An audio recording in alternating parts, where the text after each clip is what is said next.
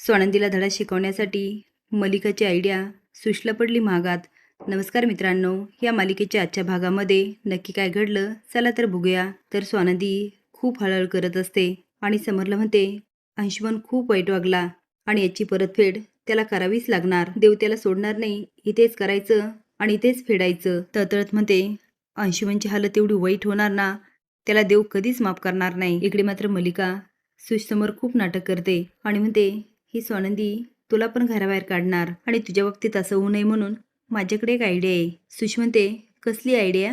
आता मलिका तर सांगते, पण एवढी जाम फसते ना, अचानक लाईट जाते आणि मलिका नाटक करायला लागते. मोबाईलची टॉर्च लावत म्हणते लाईट अचानक कशी गेली? समोर आवाज देतो नारायण फ्यूज चेक कर बरं. आजी म्हणते पिंट्या अशी कशी लाईट गेली? तेवढ्यात आता भांड्याचा आवाज यायला लागतो. सगळे हॉलमध्ये येतात तर आवाज अजूनच वाढतो. आता स्वानंदी आजी आणि समरच्या अक्षरशः कांठळ्या बसायला लागतात. ते आता त्रस्त होऊन कानावर हात ठेवतात.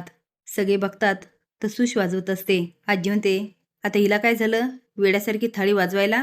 सुशने एक ताटाने चमचा घेतलेला असतो आणि जोरजोरात वाजवत असते. ती आता लाईट लावते आणि म्हणते मी 2 मिनिटं अंधार केला तर तुम्हाला सगळ्यांना इतका त्रास झाला ना? मलिका स्माईल करत आणि सोजवळपणे म्हणते काय काय म्हणायचं काय तुला? सुश म्हणते मला बोलायचंय तुमच्या सगळ्यांशी. स्वानंदी म्हणते ही काय पद्धत झाली बोलायची? सुश म्हणते तुम्ही माझं लग्न अंधारात ठेवलं ना, म्हणून मला हे सगळं करावंच लागलं. आय वॉन्ट ग्रँड रिसेप्शन आणि तुम्ही हे सगळं केलं नाही ना तर मी खाणं पिणं सोडेल.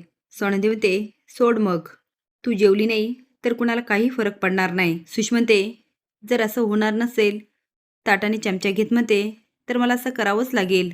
ते आता वाजायला लागते. स्वानंदी ताट ओढते आणि मोठ्याने ओरडते बस हा आता, गोष्टी हव्यात ही म्हणण्याची पद्धत नाहीये. आणि तुला वाटत असेल असं काही करून तुला पाहिजे ते मिळेल तर असं होणार नाही. अजून आम्ही तुझं लग्नच मान्य केलं नाही तर रिसेप्शन कुठून ठेवणार? मलिका म्हणते स्वानंदी पण लग्न तर झालंय ना? समोर हो काकू, पण आमच्यासाठी नाही. आणि परत एकदा सांगतो असला फाजीलपणा ह्या घरात खपून घेतला जाणार नाही. स्वानंदी म्हणते शुश तुला शेवटचं सांगते सुधार, अजूनही वेळ गेलेली नाही. ह्या मुलाचा नाच सोड आणि घरी जा. सुश म्हणते अरे यार हिला कसं सांगू, आमचं लग्न झालंय, आमच्या दोघांचं एकमेकावर खूप प्रेम आहे आणि तुला कळतंय का, तू माझी बहीण असून तू माझा संसार मोडतेस.